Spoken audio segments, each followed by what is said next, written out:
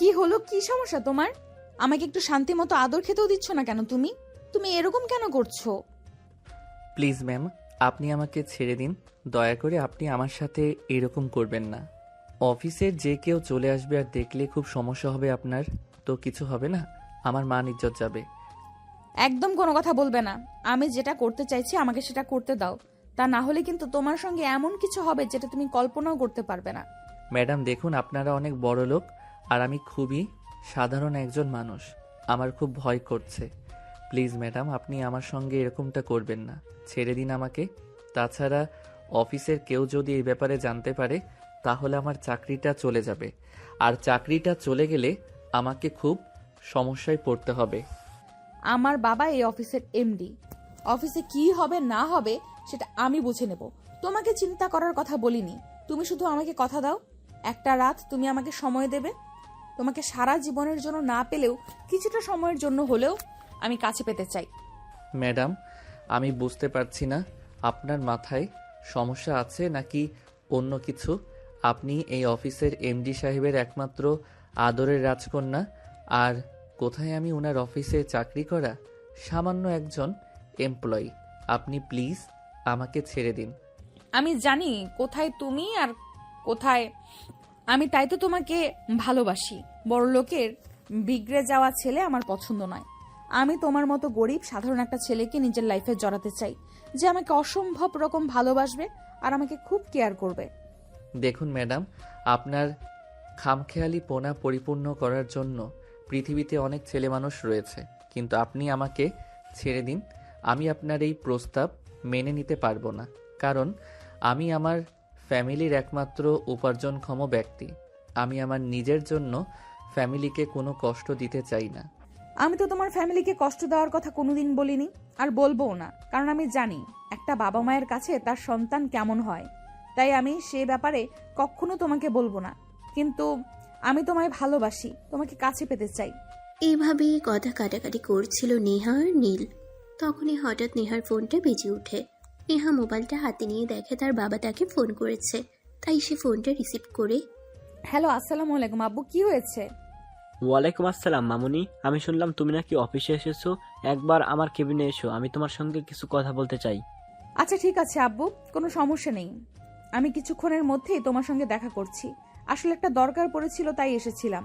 এই বলে নেহা ফোনটা কেটে দিল আর নীলকে ছেড়ে দিয়ে বলল, আমি আজকেই আব্বুর সঙ্গে তোমার ব্যাপারে কথা বলবো, আর যত দ্রুত সম্ভব তোমাকে আমি আমার করে নেওয়ার চেষ্টা করব। না ম্যাডাম, আপনি সেটা করবেন না, আর আমি নিজেও আপনার এই প্রস্তাবে রাজি নই। আমি তোমার কোনো কথা শুনতে চাই না। আমার একটাই কথা, সেটা আমি তোমাকে বলে দিয়েছি। আর কোনো কথা আমি শুনবো না, আর এটাই আমার প্রমিস। দেখুন ম্যাডাম, আমি আপনাকে তখনও বলেছি আর এখনও বলছি, আপনার খামখেয়ালি পনার জন্য আপনি একটা ছেলের জীবন এভাবে নষ্ট করে দিতে পারেন না। প্রথমত, আপনি এই অফিসের এমডি স্যারের একমাত্র আদরের রাজকন্যা, আর দ্বিতীয়ত আপনি আমার চাইতে বয়সে বড়। শোনো, তোমাকে আমি আগেও বলেছি আর এখনো বলছি, বয়স কখনো প্রেম ভালোবাসায় ম্যাটার করে না। এখানে সবকিছুই মন মানসিকতার উপর ডিপেন্ড করে। আমি কাকে ভালোবাসলাম, আমি কার কাছে ভালো থাকবো, কে আমাকে কতটা ভালো রাখতে পারবে, সেই বিষয়েই কনফার্ম হওয়া উচিত। ম্যাডাম, আপনি যাই কিছু বলুন না কেন, আপনার আমার মধ্যে আকাশ পাতাল ফারাক। কারণ আপনি আমার চাইতে বয়সে 2 বছরের বড়। তার চাইতে বড় কথা হলো, আমি পড়াশোনা প্লাস চাকরি দুটোই করছি। কারণ এই মুহূর্তে আমার নিজের পড়াশোনা চালানোর সামর্থ্য আমার ফ্যামিলির নেই। আর দ্বিতীয়ত, আমার ফ্যামিলির আর্থিক অবস্থা খুবই খারাপ। আমার বাবা খুব অসুস্থ, তাই বাবার চিকিৎসা খরচ থেকে শুরু করে সবকিছুই আমাকে বহন করতে হচ্ছে। আমি তোমার সঙ্গে এ ব্যাপারে পরে কথা বলবো। এখন আমি আগে আব্বুর সঙ্গে কথা বলে আসি, আর আব্বুর কাছে আজ আমি তোমার ব্যাপারেই কথা বলবো। অতঃপর নীলকে আর কোনো কথা বলার সুযোগ না দিয়ে নেহা সেখান থেকে বের হয়ে সোজা তার বাবার কেবিনে চলে গেল আর তার বাবার সঙ্গে কথা বলতে থাকলো। হ্যাঁ আব্বু বলো, তুমি আমাকে কি জন্য ডেকেছো? আমি তোমাকে অফিসে জয়েন করতে বললাম, কিন্তু তুমি সেটা করলে না। কিন্তু ইদানিং আমি খবর পাচ্ছি তুমি নাকি প্রায় দিনই অফিসে আসছো, কিন্তু আমার সঙ্গে দেখাও করছো না। তাহলে কেন অফিসে আসছো জানতে পারি? হ্যাঁ, তুমি আমার বাবা, তাই অবশ্যই জানতে পারো। দেখো, আমি আসলে একজনকে ভালোবাসি, আর তার সঙ্গে দেখা করতে আমি প্রতিদিন তোমার অফিসে আসি, নয়তো অফিসে আসার কোনো প্রয়োজন আমার ছিল না। এসব তুমি কি বলছো? আমি তো কিছুই বুঝতে পারছি না। তুমি একজনকে ভালোবাসো, সেটাও আবার আমার অফিসের। তাহলে এতদিন তুমি আমাকে এ ব্যাপারে কিছু বলনি কেন? বলার প্রয়োজনটা সময় কোনোটাই হয়ে ওঠেনি, তাই তোমাকে বলা হয়নি। যাই হোক, আমি তোমার অফিসের একজন এমপ্লয়িকে ভালোবাসি, যাকে তুমি ফ্যাশন ডিজাইনার হিসেবে রেখেছো। মানে তুমি কি আমাদের নতুন ফ্যাশন ডিজাইনার নীল এর কথা বলছো নাকি, যে স্টুডেন্ট অবস্থায় আমাদের এখানে জব করছে? হ্যাঁ, তুমি একদম ঠিক কথাই বলেছো, আমি তার কথাই বলছি।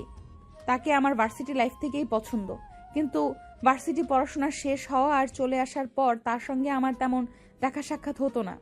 কিন্তু আমি কিছুদিন আগে খবর পেলাম সে আমাদের অফিসে চাকরি নিয়েছে, তাই আমি এখানে তার সঙ্গে দেখা করতে আসি আর তাকে ইমপ্রেস করার চেষ্টা করি। দেখো মামুনি, তোমাকে আমি বেশি কিছু বলবো না, কারণ তুমি প্রাপ্তবয়স্ক। তাই ছোট্ট করে বলি, শোনো, আবেগ দিয়ে জীবন চলে না। জীবন চালাতে হলে আবেগের সঙ্গে সঙ্গে বিবেকেরও প্রয়োজন হয়। হ্যাঁ, সেই সব কিছু আমি খুব ভালো করেই জানি, আর সেই সব কিছু জানি বলে আমি আমার লাইফের সিদ্ধান্তটা নেওয়ার চেষ্টা করছি। প্লিজ তোমরা এ ব্যাপারে আমাকে বাধা দিও না। তবে আব্বু, একটা কথা বলে দেই, ভালো থাকার চাইতে ভালোবাসার মানুষটার কাছে থাকা অনেক ভালো। আমি জানি না তোমার মাথায় কি চলছে, কিন্তু আমি তোমার এই সম্পর্ক মেনে নিতে পারলাম না। তুমি প্লিজ এই সম্পর্ক থেকে নিজেকে মুক্ত করে নাও, এটাই তোমার জন্য ভালো হবে। দেখো, জীবনটা আমার, তাই সিদ্ধান্তটা আমি নিজেই নিয়েছি। কারণ জীবনের প্রতি চলতে গেলে অনেকেই উপদেশ দিবে, কিন্তু সঠিক উপদেশ কোনটা সেটা আমাকেই বেছে নিতে হবে। আর আমার কোনটা ভালো হবে সেটা তো আমি খুব ভালোভাবেই বুঝবো, তাই না? হ্যাঁ, সেটা আমি মানছি, কিন্তু দেখো নীল, একটা নিম্নমধ্য ফ্যামিলির ছেলে তুমি। প্রতি সপ্তাহে যে টাকা খরচ করো সেই টাকা সে প্রতি 1 মাসে ইনকাম করে। তুমি কি করে ভাবছো তুমি ওর সঙ্গে ভালো থাকবে? আব্বু, এটা অফিস, তাই আমি এখানে তোমার সঙ্গে এ ব্যাপারে কোনো কথা বলতে চাই না। আমি তোমার সঙ্গে বাসায় এ ব্যাপারে কথা বলবো। আর হ্যাঁ, তোমাকে আমি একটা কথা পরিষ্কার জানিয়ে দিয়েছি, আমার জীবনে বিয়ে বা এরকম সম্পর্ক যদি কোনোদিন হয়, তাহলে সেটা নীলের সঙ্গেই হবে, বিকজ আই লাভ হিম। এই কথা বলে নেহা সেখান থেকে সোজা বের হয়ে বাসায় চলে আসলো। বাসায় আসতে না আসতেই তার আম্মু তাকে বলল, কি ব্যাপার নেহা, কি হয়েছে? তুমি অফিসে গিয়েছিল, আর তুমি আর কি বিষয় নিয়ে তুমি তোমার বাবার সঙ্গে কথা কাটাকাটি করেছো, বলবে আমায়? আব্বু যদি তোমাকে ফোন করে এই কথাটা বলে থাকে, তাহলে নিশ্চয়ই এটাও বলেছে যে আমি কেন আব্বুর সঙ্গে কথা কাটাকাটি করেছি। তাই আমার মনে হয় এই ব্যাপারে আর নতুন করে বলার কিছুই নেই। তোমাদের সবাইকে আমি স্পষ্ট জানিয়ে দিচ্ছি, বিয়ে করতে হলে আমি নীলকেই করব। আমার জীবনে নীল ছাড়া অন্য কোনো পুরুষ মানুষ কোনো দিনও আসবে না। একটা কাজ করো, তুমি একবার দেশের বাইরে কোথা থেকে ঘুরে আসো, তাহলে তোমার এইসব চিন্তা ভাবনা মাথা থেকে একদম চলে যাবে। তাহলে আর উল্টোপাল্টা চিন্তা করার সময় পাবে না, আর উল্টোপাল্টা চিন্তা করার মানসিকতাও তোমার ভিতরে থাকবে না, চলে যাবে। দেখো, আমি ছোট বাচ্চা নই যে কোনো ভুল সিদ্ধান্ত নিজের জন্য চুজ করব। আমি যথেষ্ট বড় হয়েছি, আর আমার ব্যাপারে আমি সিদ্ধান্ত নিতে পারি। তাই তোমাদের এত মাথা ঘামানোর কিছুই নেই। আমি পরিষ্কার জানিয়ে দিয়েছি, তোমাদের বিয়ে করতে হলে আমি নীলকেই করব। অতঃপর নেহার আম্মু আর নেহাকে কিছুই বলল না। তিনি বুঝতে পারলেন নেহা যখন একবার বলে ফেলেছে তখন এটাই করবে। তাই তিনি মনে মনে চিন্তা করলেন নেহার আব্বু বাড়িতে আসলে ওর আব্বুকে বুঝিয়ে বলে দেখবেন কিছু করা যায় কিনা। রাতের বেলা যখন নেহার আব্বু বাড়িতে আসলো, খাওয়া দাওয়া শেষ হলে বেডরুমে গিয়ে বসলেন। আর তখনই নেহার আম্মু নেহার আব্বুর কাছে গিয়ে বসলো আর বলতে লাগলো, দেখো, আমি তোমাকে কিছু বলতে চাই, প্লিজ তুমি একটু শান্ত মাথায় বোঝার চেষ্টা করো। তোমার যা বলার না হয় পরে বলো। কিছু বলতে চাইলে তাড়াতাড়ি বলো, আমার শরীর খারাপ লাগছে, আমাকে বিশ্রাম নিতে হবে। তুমি সকালবেলা আমাকে যে বিষয়টি নিয়ে বলেছিলে, আমি সেই বিষয়ে তোমার সঙ্গে কথা বলতে চাই। তুমি তো জানোই আমার মেয়েটা ছোটবেলা থেকেই এক কথার মানুষ, তার যখন যেটা মনে হয় সেটাই করে। আর আজকে যখন বাসায় আসলো তখন আমি তাকে এই ব্যাপারে বলেছিলাম যে আমাকে পরিষ্কার জানিয়ে দিয়েছে, আর তার জীবনে যদি কোনো ছেলে মানুষ আসে তাহলে সে নীলকেই বিয়ে করবে, তাছাড়া অন্য কোনো ছেলেকে সে বিয়ে করবে না। দেখো নেহা, ছোট হলেও তুমি কিন্তু ছোট না, তাই তোমাকে বলছি জীবনটা ছেলে খেলা নয়। যেভাবে মন চাইলো সেভাবে কাটিয়ে দিলাম। জীবনটা অনেক বড়, আর জীবনটা চালাতে হলে আবেগ নয় বিবেক দিয়ে চালাতে হয়। সেই সঙ্গে টাকা পয়সা, অর্থকড়ি, অনেক কিছুর প্রয়োজন হয়। তাই তুমি তোমার মেয়েকে বুঝে বলো এসব চিন্তাভাবনা মাথা থেকে জেরে ফেলে দিতে, তা না হলে এগুলোর নিজের জন্যই অমঙ্গলজনক হবে। আমি বুঝতে পারছি না আমার কোন দিকে যাওয়া উচিত। এদিকে নিজের স্বামী, অন্যদিকে নিজের একমাত্র মেয়ে। দুজনের মধ্য থেকে কাকে সাপোর্ট করব? যাই হোক, তারপরেও আমি তোমাকে বলছি, প্লিজ তুমি নিজের মেয়ের সঙ্গে এরকম করো না। তুমি প্লিজ কোনো কথা না বলে চুপচাপ এখান থেকে চলে যাও। আমি তোমার কাছ থেকে কোনো অ্যাডভাইস নিতে চাই না। আমার যখন যেটা মন চাইবে তখন আমি সেটাই করব। আর নেহাকে তুমি জানিয়ে দিও আমি তার বিয়ের জন্য সম্বন্ধ দেখছি। আমার যে ছেলেকে পছন্দ হবে আমি তার সঙ্গে নেহাকে বিয়ে দেবো। তুমি যদি এই সিদ্ধান্ত নিয়ে থাকো তাহলে আমিও তোমাকে বলছি, তুমি তো আমার মেয়েকে চেনো, সে যদি কিছু বলে তখন সে সেটাই করেছে, কিন্তু অন্য কারো কথা শুনে না। তাই আমি তোমাকে বলছি, এরকম সিদ্ধান্ত নেওয়ার আগে একবার মেয়ের সঙ্গে কথা বলে আলোচনা করে নিও। শোনো, অন্য কোনো ফ্যামিলিতে এইসব চললেও আমাদের ফ্যামিলিতে যে এইসব চলে না সেটা তুমি খুব ভালো করেই জানো। কারণ আমি তোমার সঙ্গে 26টা বছর ধরে সংসার করছি। এর মধ্যে কোনোদিনও কি এমন হয়েছে যে তোমার কাছ থেকে অনুমতি নিয়ে আমি কিছু করেছি? তাহলে তুমি এটা ভাবলে কি করে আমি আমাদের মেয়ের কাছ থেকে অনুমতি নিব? ঠিক আছে, তোমাদের যা ভালো মনে হয় তোমরা তাই করো, কিন্তু আমার মনে হচ্ছে তোমরা বাপ মেয়ে মিলে বাড়িতে একটা যুদ্ধ খেতে বানিয়ে ছাড়বে। কারণ তোমরা যা শুরু করেছো এরপর তো মাথায় শুধু এইটুকুই আসে। অতঃপর নেহার আম্মু আর কোনো কথা না বাড়িয়ে চুপচাপ বিছানায় শুয়ে ঘুমিয়ে পড়লেন। পরের দিন দুপুরবেলা যখন নেহা দুপুরের খাবার খেতে গেল তখন তিনি নেহার পাশে বসলেন আর নেহার মাথায় হাত বুলাতে বুলাতে বললেন, নেহা, তুই আমার একমাত্র কলিজা, ছেড়ে ধন, তোকে আমি কিছু বলতে চাই, প্লিজ মা, তুই আমার কথাটা রাখবি, বল। বলো না কি বলবে। দেখ, তোর আর এই নীলের এই সম্পর্ক তোর আব্বু কোনোদিনও মেনে নিবে না, তাই আমি বলি তুই নীলকে ভুলে যা। আর সবচেয়ে বড় কথা হলো, নীল তোর চাইতে বয়সে ছোট, এগুলো মানুষ ভালো চোখে দেখে না। তাই আমি তোর মা হিসেবে বলছি, এই সম্পর্ক থেকে নিজেকে গুটিয়ে নিয়ে। তোমার কি মাথা খারাপ হয়েছে নাকি? আমি সেটাই বুঝতে পারছি না। তুমি আমার মা, তুমি খুব ভালো করেই জানো আমি যখন কোনো সিদ্ধান্ত নেই তখন সেখান থেকে আমাকে কেউ পিছু হটাতে পারে না। আর এখন কিনা আমি একজনকে ভালোবেসেছি, সেখান থেকে কেউ আমাকে পিছু হটাবে? এটা জাস্ট ইম্পসিবল। তোমরা যদি আমার পাশে নাও থাকো তাও আমার নীলকেই লাগবে, অন্য কাউকে নয়।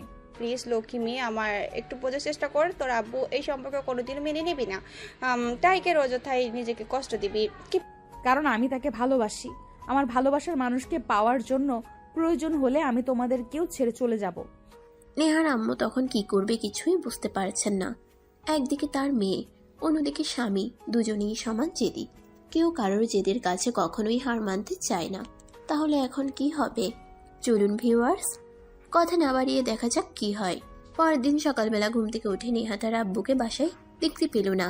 তাই সে বাসা থেকে বের হয়ে সোজা অফিসে চলে গেল, তার বাবার সঙ্গে কথা বলার জন্য অফিসের কেবিনের সামনে দাঁড়িয়ে। May I come in?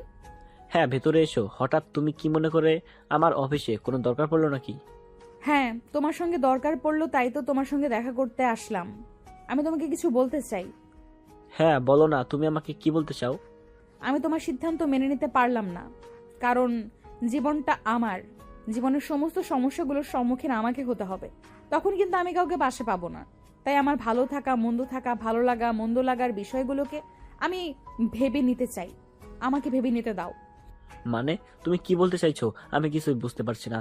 তুমি ওই 3rd ক্লাস মার্কা ছেলেটাকে বিয়ে করতে চাও? এটা আমি কোনোদিনও মেনে নিব না। কারণ তুমি আমার সন্তান, তোমার সমস্ত ব্যাপারে সিদ্ধান্ত নেওয়ার অধিকার আমার রয়েছে। বাবা হিসেবে যদি আমার সমস্ত বিষয়ে সিদ্ধান্ত নেওয়ার অধিকার তোমার থেকে থাকে, আমি মেয়ে হিসেবে তোমাকে বলছি আমি অ্যাডাল্ট, আমার নিজের ব্যাপারে নিজের সিদ্ধান্ত নেওয়ার বয়স হয়েছে। তাই তুমি আমাকে কোনো প্রকার বিরক্ত করো না। আমি আবার নিজের ভালোবাসার মানুষকে ভালোবেসে আপন করে নিতে চাই, এতে আমি তোমার কোনো কথাই শুনবো না। তাহলে শুনে রাখো, আমি আমার সমস্ত সম্পত্তি থেকে তোমাকে বঞ্চিত করব। আমি আমার সমস্ত সম্পদ যে কোনো অনাথ আশ্রম বা কোনো স্বেচ্ছাসেবী ফাউন্ডেশনের নামে লিখে দেব। তখন কিন্তু তুমি আমাকে কোনো বাধা দিতে পারবে না।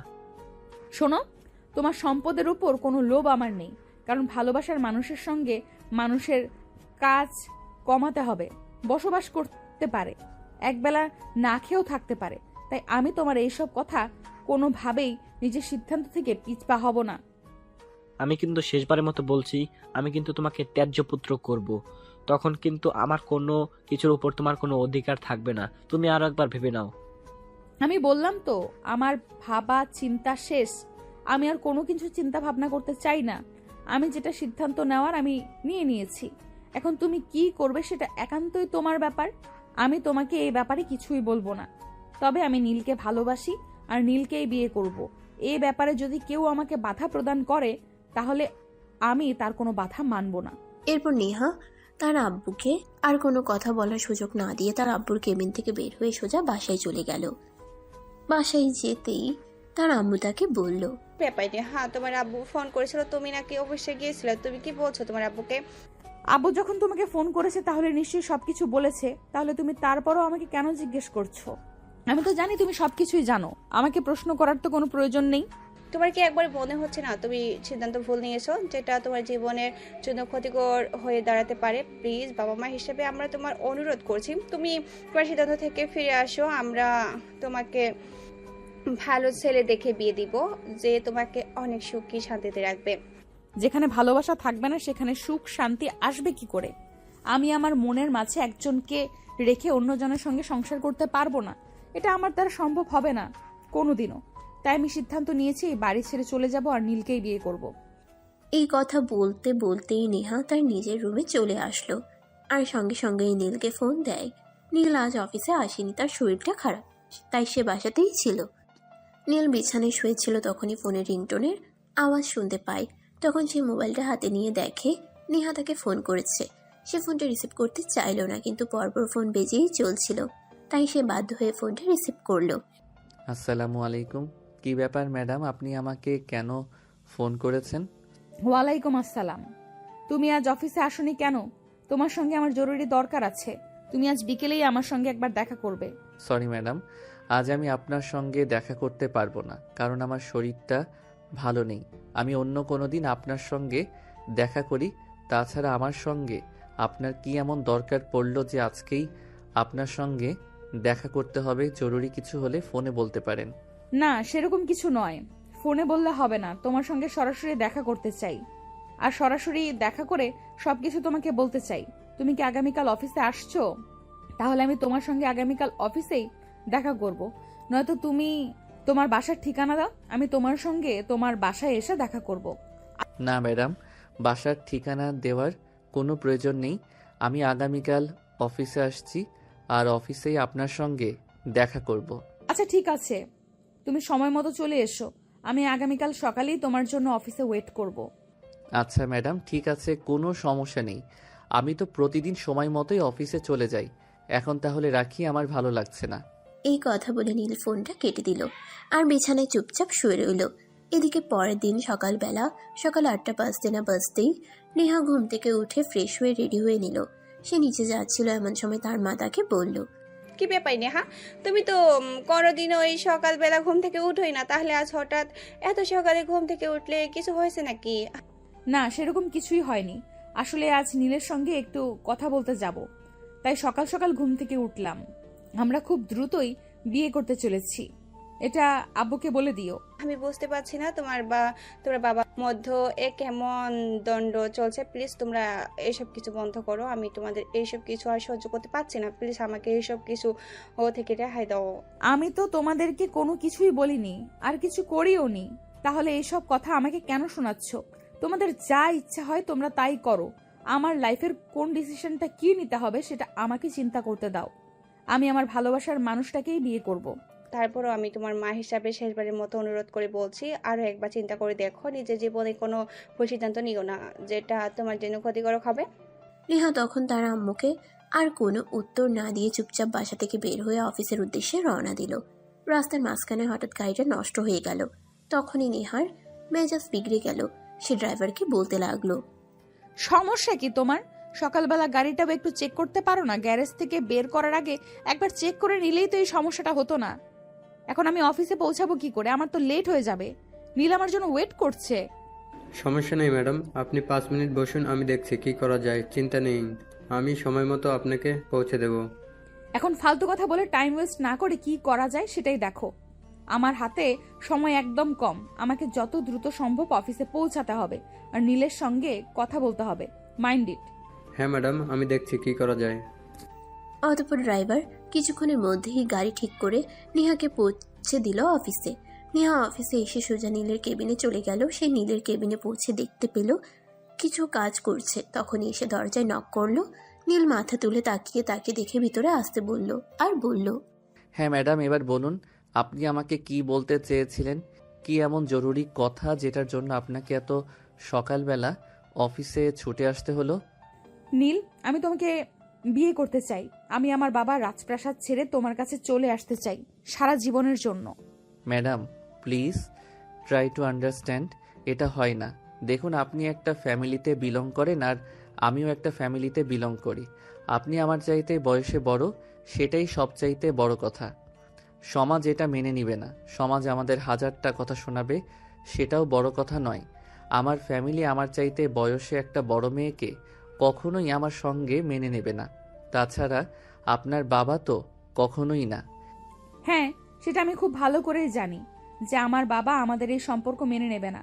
তাই আমি আমার বাবাকে পরিষ্কার জানিয়ে দিয়েছি, আমি আমার বাবা কিংবা আমার ফ্যামিলির সঙ্গে বিয়ের পর কোনো রকম কোনো সম্পর্ক রাখবো না। তাদের সঙ্গে কখনো যোগাযোগই করব না। আমি আমার ভালোবাসার মানুষটাকে নিয়ে যেইভাবে পারি ভালো থাকার চেষ্টা করব। তাহলে তো ম্যাডাম প্রশ্নই ওঠে না, যেই জীবনে বাবা মায়ের আশীর্বাদ থাকবে না সেখানে তো কোনো সম্পর্ক গড়ে তোলার প্রশ্নই ওঠে না। কারণ আমি আপনার বাবা মার বিরুদ্ধে গিয়ে আপনাকে কখনোই বিয়ে করতে পারবো না। তোমার কাছে কি ভালোবাসার কোনো মূল্য নেই? আমি তোমাকে ভালোবাসি, সেটা তুমি কেন বুঝতে পারছো না? তোমাকে ছাড়া অন্য কাউকে বিয়ে করা আমার পক্ষে কখনোই সম্ভব না। তাই তো আমি আমার বাবাকে পরিষ্কার জানিয়ে দিয়েছি, বিয়ে করতে হলে আমি তোমাকেই করব, অন্য কাউকে না। না হলে জীবনে একা থেকে যাব। I am sorry to say madam, আপনার বাবা মায়ের মনে কষ্ট দিয়ে আমি আপনাকে কোনোদিনই বিয়ে করতে পারবো না। তাই বলছি, প্লিজ আপনি আমাকে আপনার মনের মনি কোঠা থেকে সরিয়ে দেন। কারণ যে এই সম্পর্ক কোনোদিনও পরিপূর্ণতা পাবে না, সেই সম্পর্কে নিজেকে জড়িয়ে রেখে অযথাই কষ্ট দেওয়ার কোনো কারণ নেই। তার মানে তুমি আমাকে এটা পরিষ্কার করে বলে দিচ্ছ যে তুমি আমাকে কোনোদিনই বিয়ে করবে না, তোমার ভালোবাসাকে স্বীকৃতি দেবে না? না ম্যাডাম, এটা আমার পক্ষে কোনোভাবেই সম্ভব নয়। কারণ আপনার বাবা তো কোনোদিনই মেনে নেবে না, আমার বাবা মাও কোনোদিনও মেনে নেবে কি না তারও কোনো গ্যারান্টি নেই। I am so sorry. Neha কি করবে কিছুই বুঝতে পারছিল না। যেই ভালোবাসার মানুষটাকে পাওয়ার জন্য সে তার বাপের সঙ্গে এত কিছু করলো, আর সেই মানুষটাই কি না তাকে দূরে সরিয়ে দিচ্ছে। এই সব কিছু ভাবতে পারছে না, তার মাথা খারাপ লাগছে। তাই সে নীলকে বলে, ঠিক আছে, সমস্যা নেই। যেখানে আমার ভালোবাসার মানুষটাকে পাবো না, সেখানে সেই না পাওয়া মানুষটা আমার চোখের সামনে ঘুরঘুর করুক, সেটাও আমি সহ্য করতে পারবো না। তুমি আজকেই আমাদের অফিস থেকে চাকরি ছেড়ে চলে যাবে। আমি তোমাকে আগামী 3 মাসের অ্যাডভান্স বেতন দিয়ে দেব। আর এই 3 মাসের মধ্যে নিশ্চয়ই তুমি কোথাও একটা চাকরি পেয়ে যাবে। আর আগামীকাল থেকে আমি অফিসে জয়েন করব। ম্যাডাম প্লিজ, আপনি আমার সঙ্গে এরকমটা করবেন না, এভাবে বদলা নিবেন না। দেখুন, যেটা হওয়ার নয় সেটা আমরা কোনোদিনই সম্ভব করতে পারবো না। কিন্তু চাকরিটা চলে গেলে আমাকে অনেকটা বেকায়দায় পড়ে যেতে হবে। Please madam, try to understand. আমি কোনো কিছু বুঝতে চাই না, যেটা বলার তোমাকে বলে দিয়েছি। এই নাও, এখানে পুরো 90,000 টাকা আছে, তোমার 3 মাসের স্যালারি। আজ, এখন এবং এই মুহূর্তে তুমি আমাদের অফিস থেকে বের হয়ে যাবে। আমি আগামীকাল থেকেই অফিসের নতুন এমডি হিসেবে জয়েন করছি। নেহার এই কথা শুনে নীল কি করবে কিছুই বুঝতে পারছে না। একদিকে তো নেহাকে তার বিয়ে করা কোনোভাবেই সম্ভব নয়, কারণ নেহা তার চাইতে বয়সে বড়। তাই তার পরিবার মেনে নিবে কি নেবে না সে ব্যাপারে যথেষ্ট সন্দেহ রয়েছে।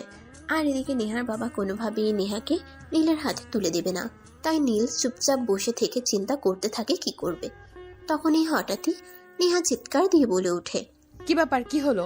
আমি তোমাকে কি বলেছি তুমি কি শুনতে পাওনি? তুমি এক্ষুনি আমার চোখের সামনে থেকে বিদায় হও। আর এই অফিসে কোনোদিনও তোমার ছায়া আমি দেখতে চাই না। ঠিক আছে ম্যাডাম, কোনো সমস্যা নেই। আমাকে এভাবে বিপদে ফেলবেন সেটা আমি কোনোদিনও ভাবতে পারিনি। পড়াশোনা আর চাকরি দুটোই একসঙ্গে করছিলাম, আর তখনই আমার জীবনে এরকম একটা ঝড় আসতে হলো। যাই হোক, সমস্যা নেই, আল্লাহ সহায়। এত কথা কেন বলছো তুমি?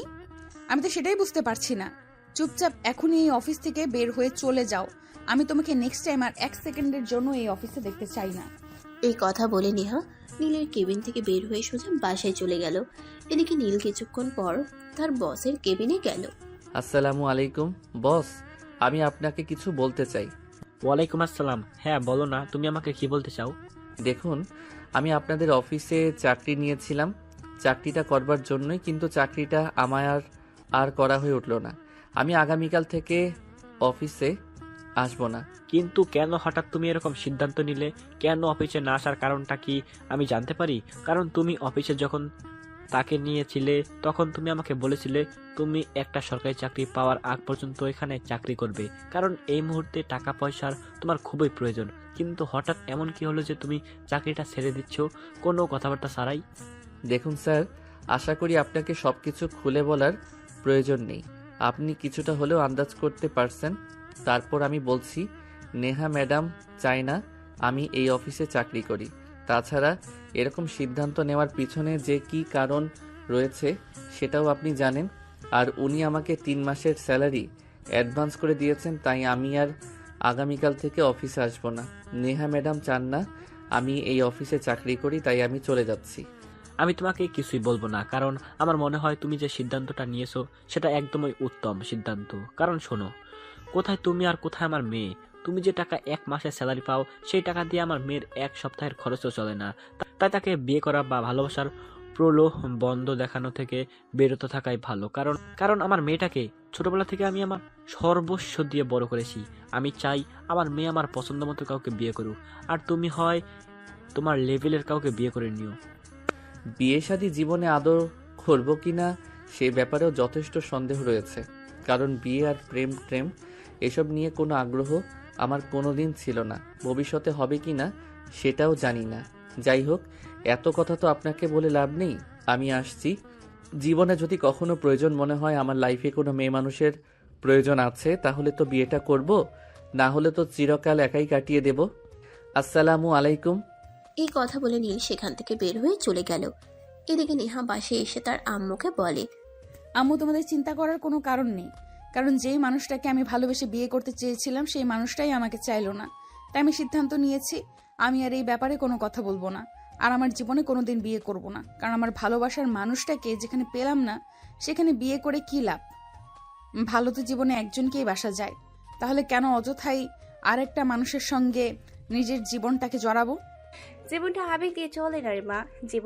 জীবনের পথে চলতে হলে কাউকে না কাউকে প্রয়োজন হয়, সেটা জানি না। দেখ, নিজের সঙ্গে তোর কি হয়েছে সেটা আমি জানি না, তবে আমি মা হিসেবে তোকে সাজেস্ট করব কয়েকটা দিন সময় নিয়ে দেখবে। এমনিতেই সব ঠিক হয়ে যাবে, সব কিছু ভুলে যাবি, আর জীবনে কেউ আসলে জীবনটা পরিপূর্ণ হয়ে যাবে। মুখে কোনো উত্তর না দিয়ে নিজের রুমে চলে যায়। অপরদিকে নীল বাড়িতে আসে আর তার মায়ের হাতে টাকাগুলো তুলে দেয়। তার মা এতগুলো টাকা দেখে তাকে বলে, কি ব্যাপার নীল, কি হলো? এতগুলো টাকা তুই কোথায় পেলি? আম্মু, অফিস থেকে আমাকে বের করে দেওয়া হয়েছে 3 মাসের স্যালারি দিয়ে। আমাকে এখন অন্যত্র চাকরি খুঁজতে হবে। এসব তুই কি বলছিস বাবা? এই তো কয়েক মাস হলো তুই এই কোম্পানিতে চাকরি নিয়েছিস, ভালোই বেতন পাস, নিজের পড়াশোনা আর সংসার খরচ সবটাই চালাতে পারছিস, তাহলে এখন হঠাৎ করে কি হলো বল আমাকে শুনি। আম্মু, সেরকম কোনো ব্যাপার নয়, আর যেটা হয়েছে সেটা তোমার সঙ্গে শেয়ার করার মতো নয়। যাই হোক, চিন্তা করো না, এই 3 মাসের মধ্যে নিশ্চয়ই একটা চাকরি পেয়ে যাব। আর একটা চাকরি পেয়ে গেলে তো আর আমাদের কোনো চিন্তা থাকবে না। তাছাড়া এখানে তো পুরো 3 মাসের স্যালারি মানে 90,000 টাকা আছে। সেটা দিয়ে এই কয়দিন আমার পড়াশোনা, রিমির পড়াশোনা আর তোমার চিকিৎসার খরচ চালাতে পারবো। ঠিক আছে বাবা, তুই যেটা ভালো মনে করিস সেটাই কর। আমি জোর করে তোর উপর কোনো কিছু চাপিয়ে দিব না, আর চাপিয়ে দিতে চাইও না। আমি এখন দুপুরের খাবার খাইনি, আমার মন কেন জানি বলছিল আজ দুপুরের খাবার সময় হওয়ার আগেই তুই বাসায় চলে আসবি, আর সেটাই হলো। তাই বলছি তাড়াতাড়ি দুজনে একসাথে আজ দুপুরের খাবার খাবো। আচ্ছা ঠিক আছে, কোনো সমস্যা নেই, তুমি একটু ওয়েট করো, আমি এক্ষুনি হাত মুখ ধুয়ে ফ্রেশ হয়ে আসছি। এই কথা বলে নীল ওয়াশরুমে চলে গেল ফ্রেশ হয়ে আসার জন্য। কিছুক্ষণ পর সে আর তার মা দুপুরের খাবার খেয়ে নিল। বিকেল 3টা নাগাদ রিমি বাসায় আসলো।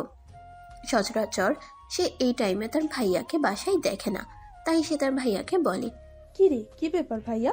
তোর কি শরীর খারাপ নাকি? তোকে তো এই সময়ে বাসায় পাওয়াই যায় না, আজ বাসায় কেন? কই না তো, আমার শরীর খারাপ হতে যাবে কেন?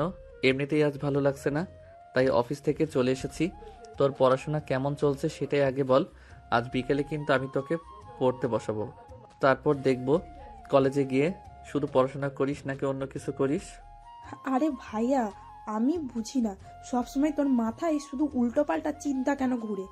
আমি তো তোকে কলেজে পড়াশোনা করবার জন্য যাই, অন্য কিছু তো করতে যাই না। তাহলে তুই আমাকে এরকম ফালতু মার্কা কথাবার্তা কেন শোনাচ্ছিস বল?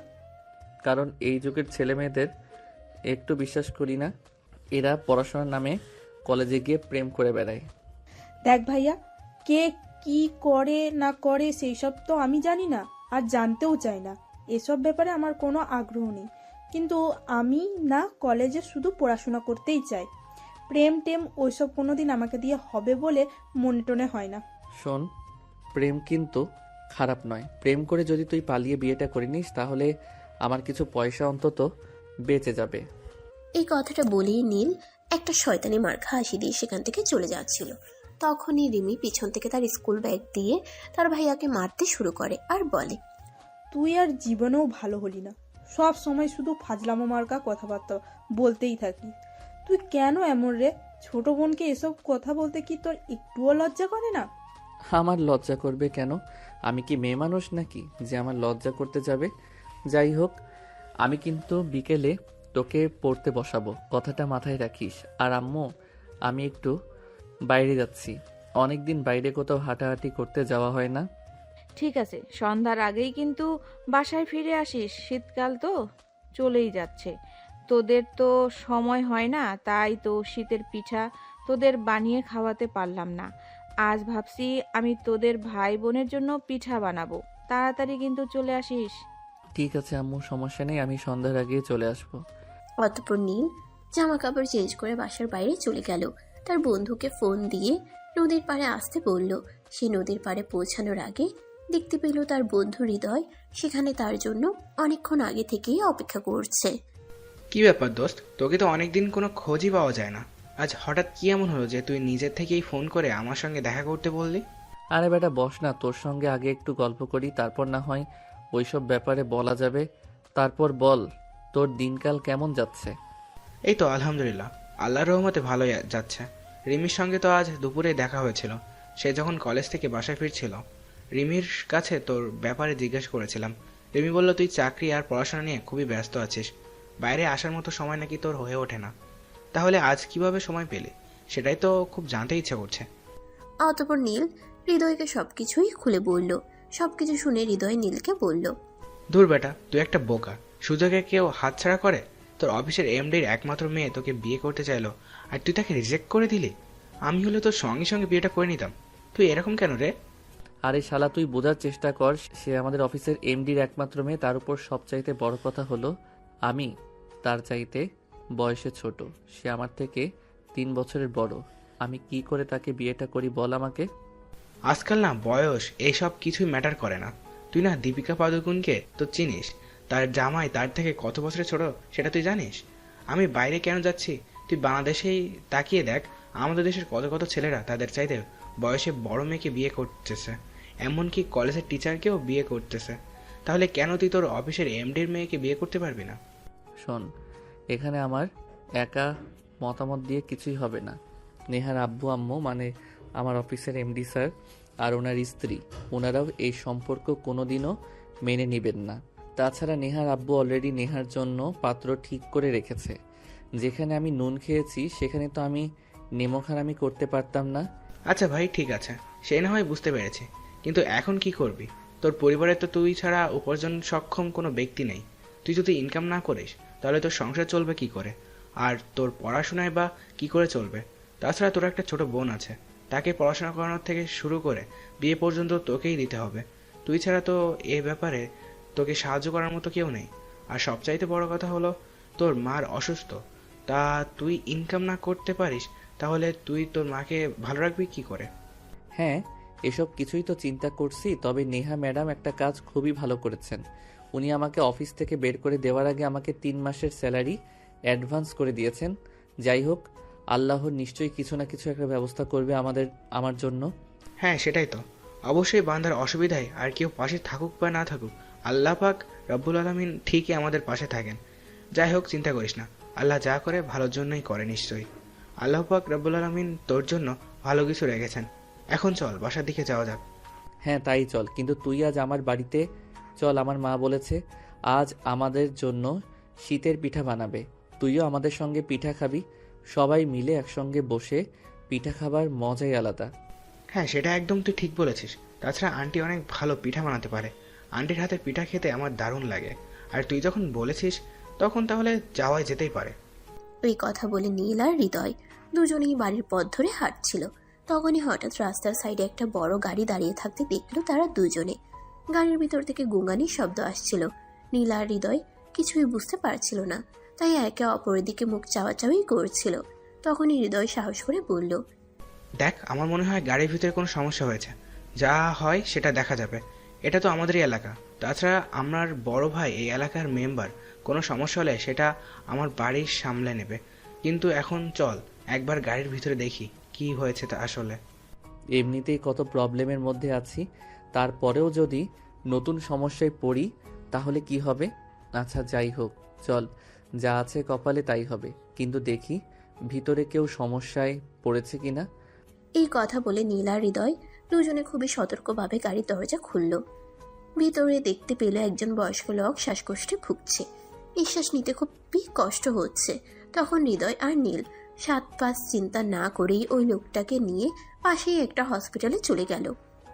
ওনাকে সেখানে ট্রিটমেন্ট করানো হলো। তখনই হৃদয়ের বাসা থেকে ফোন আসলো, হৃদয়কে এক্ষুনি বাসায় যেতে হবে। তাই হৃদয় সেখান থেকে চলে গেল আর নীল ওই লোকটার পাশে বসে রইল। লোকটা যখন সুস্থ হলো তখন নীলকে বলল, বাবা, কে তুমি? তুমি আমার জীবন বাঁচিয়েছো।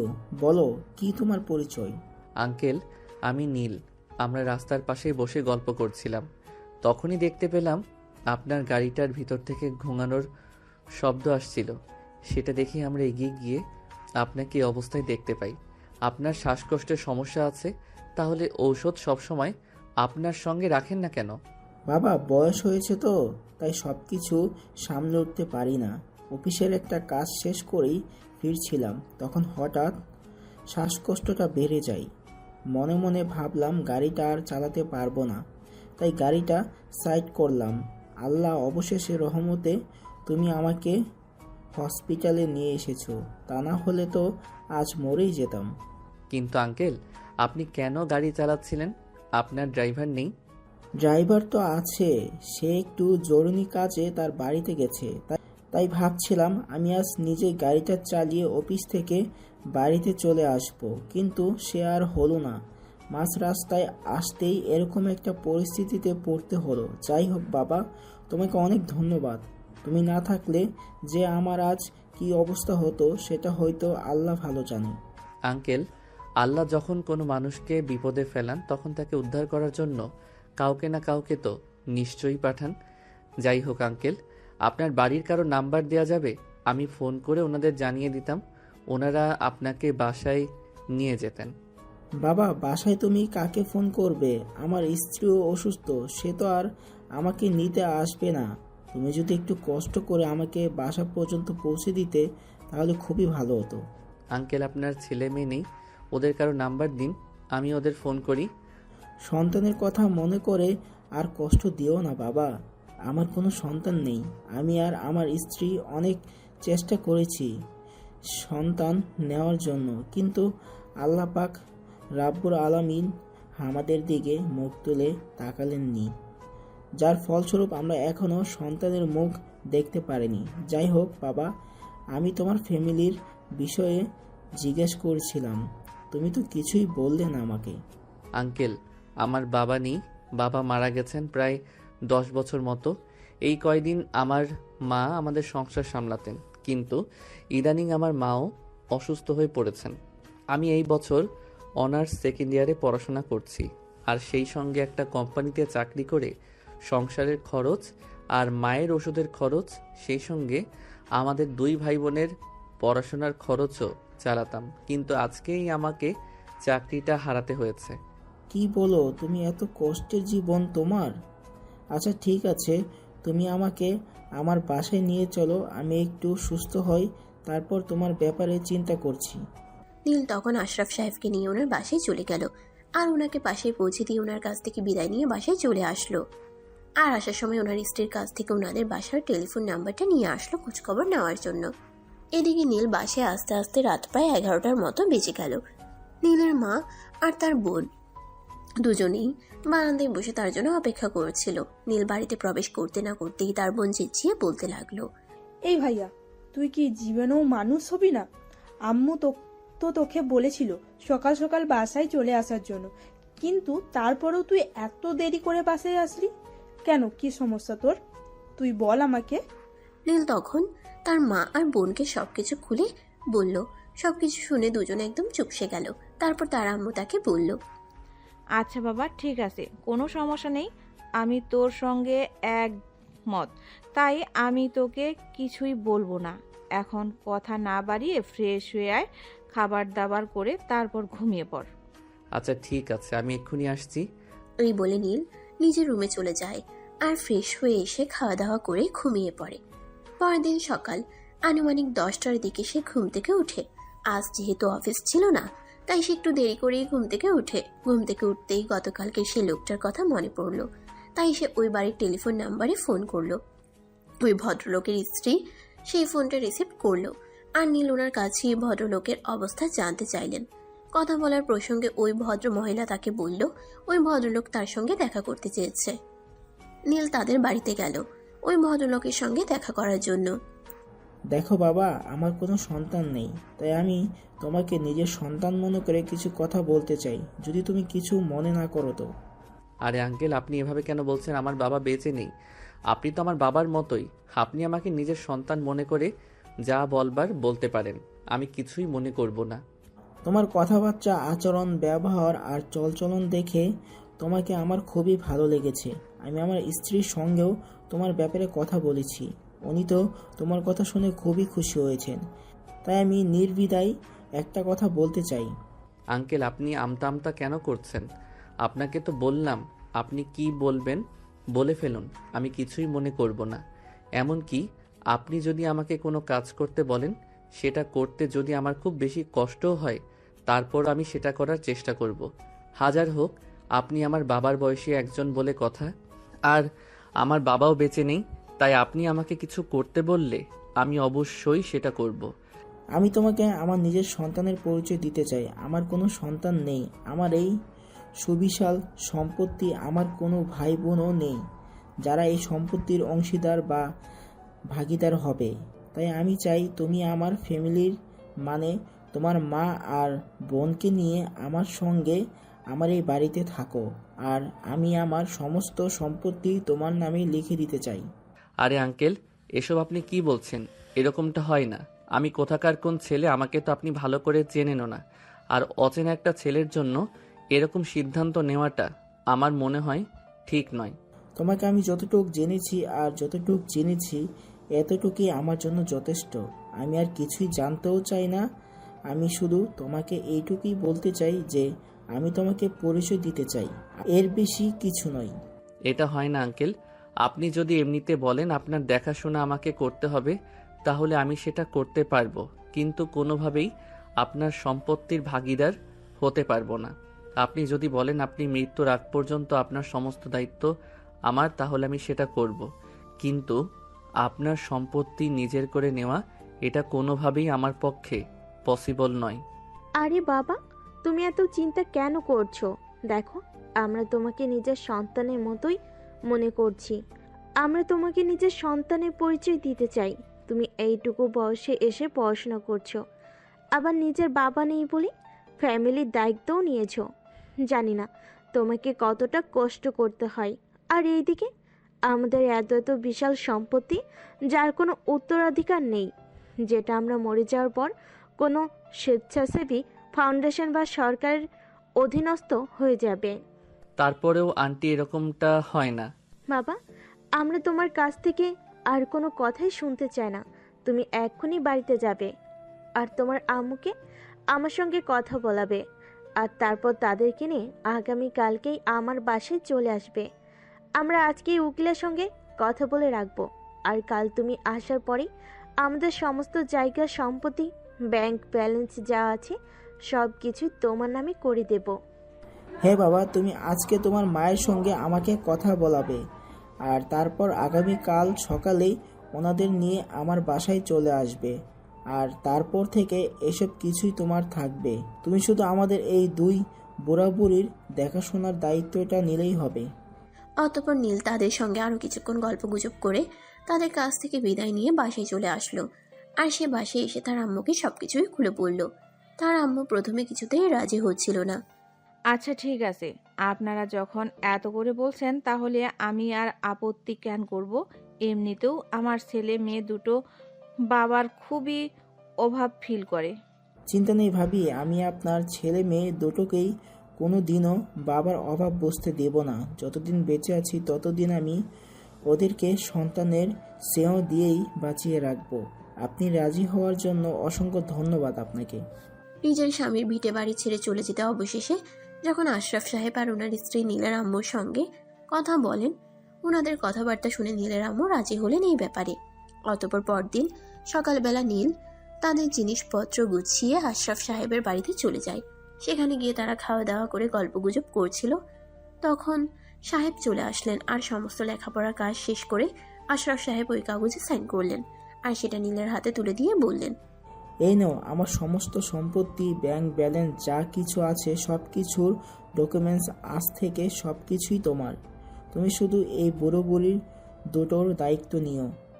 শুধু এই বয়সে এসে সন্তানের অভাবটা পূরণ করে দিও। বাস এইটুকুই চাওয়া তোমার কাছে। বাবা, আপনি যা করেছেন তা কোনোদিন ভুলবার নয়। আমি সারা জীবন পরিশ্রম করলেও হয়তো এর অর্ধেকটা সম্পত্তিও কামাতে পারতাম না, কিন্তু আপনি আপনার সারা জীবনের পরিশ্রম আমার হাতে এভাবে তুলে দিয়েছেন। জানি না কোন মানুষ কোনোদিন এটা করবে কিনা, তারপর আপনি যেটা করেছেন নির্দ্বিধায় একটি মহৎ কাজ। আল্লাহ আপনাকে বেহেশতবাসী করুক। সারাটা জীবন শুধু সন্তান সন্তান করেই গেলাম। আল্লাহ পাক একবারও আমাদের এদিকে মুখ তুলে চাইলেন না, আমাদেরকে মা বাবা ডাকারও সুযোগটা দিলেন না। এখন যেহেতু তুমি আমাকে বাবা ডেকেছো, তাহলে আমি তোমার জন্য এইটুকু করতে পারবো না? আমি আমার সন্তানের কাছ থেকে বাবা ডাক শোনার জন্য সব কিছুই করতে পারি। আমি তো তোমাকে আমার সমস্ত সম্পত্তি লিখে দিয়েছি। এখন যদি আমাকে বলো আমাকে বাবা ডাক শোনার জন্য বিনিময়ে তুমি আমার জীবনটাও নিয়ে নিতে চাও, তাহলে আমি তোমাকে সেটাও দিয়ে দেব। আমি দুইবার চিন্তা করব না। অতঃপর আশরাফ সাহেব ওনার স্ত্রী নীল আর তার পরিবার নিয়ে একই বাড়িতে বসবাস করতে লাগলো। আর আশরাফ সাহেবের সমস্ত সম্পত্তি নীল দেখাশোনা করত, কারণ এই মুহূর্তে তো সবকিছুই তারই ছিল। তারপর চলে গেল 2 বছর। এতদিনে নীল নেহাকে প্রায় ভুলেই গিয়েছে। আজ তাকে অফিসের একটা কাজ একজনের সঙ্গে মিটিং করতে যেতে হবে, তাই সে সকালবেলা ঘুম থেকে উঠেই ফ্রেশ হয়ে রেডি হয়ে নিল। নাস্তার টেবিলে নাস্তা করতে যেতেই রিমি তাকে বলল, কি ব্যাপার ভাইয়া, বিষয়টা কি? কিছু তো বুঝতে পারলাম না। আজ হঠাৎ তুই এত সাজুগুজু করে কোথায় যাচ্ছিস? তোর গার্লফ্রেন্ডের সাথে দেখা করতে নাকি? একদম ফাইজলামো করবি না, একটা চর মেরে তোর সব কয়টা দাঁত ফেলে দিব বলে দিলাম। আমার গার্লফ্রেন্ড আসলো কোথা থেকে? এখনো পর্যন্ত কেউ কোনোদিন শুনেছিস রাতের বেলা জেগে জেগে ফোনে কারোর সঙ্গে কথা বলছি? বলিসনি বলতে কতক্ষণ? একান্তই তোর সব কিছু আছে। যখন কিছুই ছিল না, তখন যখন অফিসের এমবির মেয়ে তোর পিছনে লাইন মারতো, আর এখন তোর না জানি কত মেয়ে তোর পেছনে লাইন মারে। শোন, মেয়েরা আমার পিছনে লাইন মারতেই পারে, তাই বলে যে আমাকেও মেয়েদের পিছনে লাইন মারতে হবে এরকম তো কোনো কথা নেই। আমি আমার মতো আছি, খুব ভালো আছি, আর আমি এভাবেই ভালো থাকতে চাই। আমি আমার নিজের জীবনের সঙ্গে কোনো ঝামেলাকে জড়াতে চাই না। মেয়ে মানুষকে আমি শুধুমাত্র একটা ঝামেলাই মনে করে থাকি। আমি খুব ভালো করেই জানি আগুনের কাছে গেলে মোমবাতিকে গলতেই হয়। তোর ক্ষেত্রেও যে অন্য রকম কিছু হবে না, সেটা আমাকে বোঝাতে আসিস না। ফাইজলামো করিস না তো। আজ একটা অফিসের কাজে ঢাকায় যাচ্ছি, ওখানে অন্য একটা কোম্পানির এমডির সঙ্গে আমার মিটিং রয়েছে। আম্মু কোথায়? আম্মুকে বল তাড়াতাড়ি আমাকে নাস্তা দিতে। নীল প্লিজ তুই 2 মিনিট ওয়েট কর। আমার ঘুম থেকে উঠতে একটু লেট হয়ে গিয়েছিল, তাই নাস্তা বানাতে পারিনি। 2 মিনিট ওয়েট কর, আমি এক্ষুনি নাস্তা বানিয়ে নিয়ে আসছি। আশরাফ সাহেব এই কথাগুলো শুনতে শুনতে সিঁড়ি বেয়ে নিচে নামছিলেন। আর নামতে নামতেই তিনি নীলের আম্মুকে উদ্দেশ্য করে বললেন, আপনাকে কত করে বলছি বাড়িতে রান্নাবান্না করার জন্য মানুষ আছে, ওনাদের দিয়ে রান্নাবান্না করান, কিন্তু আপনি সেটা না করে নিজেই রান্নাবান্না করেন। আপনি কেন এমন করেন বলেন তো? আমার ছেলে মেয়েরা ছোটবেলা থেকে আমার হাতের খাবার খেয়ে বড় হয়েছে। অন্যের হাতের খাবার ওদের মুখে রুচে না, তাই আমি আমার সন্তানদের জন্য একটু কষ্ট হলেও নিজের হাতেই খাবার তৈরি করি। তাছাড়া বাইরের খাবার খাওয়া স্বাস্থ্যের জন্য ক্ষতিকর, তাই আমি সবার জন্যই নিজের হাতে খাবার তৈরি করি। তাছাড়া সারাদিন কি বাসায় বসে থাকা ভালো লাগে নাকি? এখন তো আমার শরীরটাও ভালো আছে, তাহলে আমি কেন সারাদিন শুয়ে বসে কাটাবো? ভাবি, আপনার এখন বয়স অনেক হয়েছে, এত কাজ করা এখন আর আপনাকে শোভা পায় না। আপনার যখন বয়স ছিল তখন তো অনেক কাজ করেছেন, এখন আপনার বিশ্রাম নেওয়ার সময়। তাই বলেছিলাম রান্নাবান্না ওইসব আপনি ছেড়ে দেন। বাসায় কাজের লোক আছে, ওরা রান্নাবান্না করবে, আপনার এখন বিশ্রাম নেওয়ার সময়। না ভাই সাহেব, আমি যতদিন সুস্থ আছি, যতদিন আমি করে খাওয়াতে পারি, ততদিন আপনাদেরকে আর আমার 2 সন্তানকে নিজের হাতেই রান্না করে খাওয়াবো। তারপর যেদিন না পারি তখন থেকে না হয় কাজের লোকের হাতের রান্না খাওয়া যাবে। আম্মু, এবার কথা শেষ করে আমাকে নাস্তাটা দাও, আমার লেট হয়ে যাবে। খাবার না খেয়ে যদি চলে যায় তখন তো আবার তোমার হাজারটা কথা শুনতে হবে। সেই সব কিছু থেকে তো রেহাই পাওয়ার কোনো উপায় নেই। তুই 2 মিনিট বস, আমি বলছি তো, আমি খাবারটা নিয়ে আসছি। এই কথা বলতে বলতে নীলের আম্মু নীলের জন্য নাস্তা তৈরি করে নিল, নীলকে দিয়ে দিল। নীল খাবার খাচ্ছে। অপরদিকে নেহা অফিস থেকে তার প্রয়োজনীয় কিছু ডকুমেন্টস নিয়ে বের হয়েছে। তাকেও আজ একজনের সঙ্গে মিটিংয়ে যেতে হবে, নতুন কোম্পানির সঙ্গে এগ্রিমেন্ট করতে যাচ্ছে। তাই তো একটু সকাল সকাল অফিসে চলে এসে নিজের কাজের সমস্ত ডকুমেন্টস নিয়ে নিয়েছে। ম্যাডাম, আমি ওই কোম্পানির এমডির সঙ্গে কথা বলছি। উনি বলেছেন সকাল 10টার মধ্যে আমাদেরকে ওই ক্যাফেতে চলে যেতে, সময় মতো চলে আসবেন। ঠিক আছে, সমস্যা নেই। আমাদের হাতে আরো 1.5 ঘন্টা সময় আছে। এই 1.5 ঘন্টার মধ্যে আমরা ওই ক্যাফেতে পৌঁছে যেতে পারবো। আপনি ড্রাইভারকে গাড়ি বের করতে বলুন। আমার আর 2টা ডকুমেন্টস বাকি আছে, ওইগুলো নিয়ে নিই। আর একটা কাজ করবেন, আমার আব্বুকে কিন্তু আজ একবার ডক্টরের কাছে যেতে হবে। আপনি অ্যাকাউন্টসে বলে দিয়ে আসবেন আমার আব্বুর অ্যাকাউন্টে 3 লাখ টাকা পাঠিয়ে দিতে। ম্যাডাম, স্যার ডাক্তারের কাছে যাবেন সেটা না হয় বুঝলাম, কিন্তু তাই বলে এত টাকা? দেখুন, টাকাগুলো আপনার বাবার কামাই হয়েছে। আপনার কাছে আমাকে কৈফিয়ত দিতে হবে? টাকাগুলো আমি নিজে ইনকাম করি, আর কোথায় ইনভেস্ট করব সেটা আমি খুব ভালো করেই জানি। আমার বাবা আজ আমেরিকায় চলে যাবেন ডক্টর দেখাতে। সেখানে কত টাকা লাগবে তার কোনো ঠিক নেই।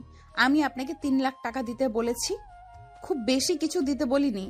আর এই ব্যাপারে আপনাকে কেন দিচ্ছি, আপনি অ্যাকাউন্টটা শুধু বলে দিয়ে আসুন। আমার বাবাকে টাকাটা দিয়ে দিতে বাবা যাবে, তারপর যত টাকা লাগবে সেগুলো আমি পাঠাবো। আজ আমার হাতে সময় নেই। ম্যানেজার তখন আর কোনো কথা না বলে সেখান থেকে সোজা অ্যাকাউন্টে চলে গেল, আর সেখানে গিয়ে বলে আসলো টাকা দেওয়ার কথা। তারপর সে নেহাকে নিয়ে অফিস থেকে বের হয়ে পড়ল। অপরদিকে নীল অনেকক্ষণ ধরে ক্যাফেতে বসে আছে, প্রায় 10 মিনিটের মতো। তার তো মেজাজ খারাপ হয়ে যাচ্ছে, কারণ সে খুবই টাইম মেনটেন করে চলে। সময়ের অপব্যয় করা তার একদমই পছন্দ নয়। তাই সে তার ম্যানেজারকে বলে, কি ব্যাপার ম্যানেজার, এখনো কাজই দেওয়া হলো না? আর এখনই যদি এত হেয়ালিপনা থাকে তাহলে আমি এই কোম্পানি দিয়ে কাজ করাবো কিভাবে? 10টা 10 মিনিট বেজে গেছে, তাহলে ওরা এখনো আসছে না কেন? স্যার, আমি ওনাদেরকে ফোন করেছিলাম, ওনারা বলেছেন রাস্তায় একটু যানজট ছিল, তাই একটু লেট হয়েছে, ওনারা এখনই চলে আসবেন। দেখুন, আপনি খুব ভালো করে জানেন অজুহাত দেখানো আমার একদমই পছন্দ নয়। আমি নিজে অজুহাত দেখাই না, আর কেউ আমাকে অজুহাত দেখাক সেটাও আমি পছন্দ করি না। আমার কাছে সবচাইতে আগে হলো আমার কাজ, আর তারপর অন্য সব কিছু। আমার কাজে কেউ ফাঁকি দিলে সেটা আমার খুবই বিরক্ত লাগে, আর আমি খুব রেগে যাই, সেটা আপনি খুব ভালো করে জানেন। স্যার, আমি ওনাদেরকে এই ব্যাপারে ইনফর্ম করেছি, ওনারা বলেছেন এখনই চলে আসবেন। রাস্তায় যানজট না হলে সময় মতো চলে আসতে পারতেন। ঠিক আছে, তবে যদি আমার কাজের কোনো দরকার হয় তাহলে কিন্তু আমি ওই কোম্পানির সঙ্গে আর কোনো এগ্রিমেন্ট করব না। এটাই কিন্তু লাস্ট হবে, এটা আপনি ওদেরকে বলে দেবেন। আমার কাছে প্রতিটা সেকেন্ড, প্রতিটা মিনিটের মূল্য অনেক অনেক বেশি। এদিকে দেখতে দেখতেই নেহা সেখানে এসে পৌঁছালো। নীল মাথায় একটা ক্যাপ আর চোখে সানগ্লাস পরেছিল, তাই নেহা তাকে প্রথম দেখাতে চিনতে না পেরে সালাম দিয়ে জিজ্ঞাসা করলো, আসসালামু আলাইকুম। I am sorry to say, রাস্তায় প্রচুর জ্যাম ছিল, তাই আসতে একটু লেট হয়ে গেল। Please don't mind. দেখুন, সময়ের অপব্যয় করা আমার একদমই পছন্দ নয়। আমি সময়কে খুব মূল্য দিয়ে থাকি, যার কারণে আমি আমার কোম্পানিকে এতদূর পর্যন্ত নিয়ে আসতে পেরেছি। যাই হোক, আপনাদের কাজের কিছু নমুনা আমাকে দেখান, আর তারপর আমি সিদ্ধান্ত নেই কাজটা আমি আদৌ আপনাদের দেব কি দেব না। নেহা তখন কিছু কাগজ নীলের দিকে এগিয়ে দিল, যেগুলোতে তাদের কোম্পানির প্রোডাক্টের পিকচার দেওয়া ছিল। নীল সেগুলো দেখলো, আর তারপর নেহার দিকে তাকিয়ে সে একদম অবাকের চূড়ান্ত সীমানায় পৌঁছে গেল। এতদিন পর সে নেহাকে নিজের চোখের সামনে দেখতে পাবে, এটা সে কল্পনাও করেনি। তাই সে সেখান থেকে উঠে দাঁড়িয়ে গেল, আর নিজের চোখ থেকে চশমাটা সরিয়ে বলল, আপনি এখানে?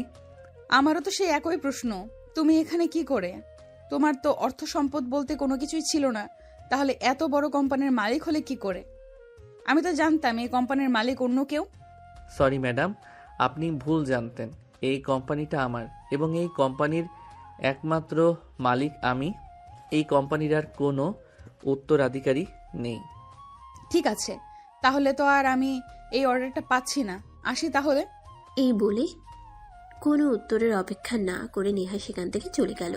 নীল চুপচাপ সেখানে বসে রইল। তখনই তার ম্যানেজার তাকে জিজ্ঞাসা করলো, কি ব্যাপার স্যার, কি হলো? বিষয়টাই তো কিছুই বুঝতে পারলাম না। ম্যাডাম আপনার সঙ্গে কোনো কথা না বলেই এখান থেকে চলে গেলেন।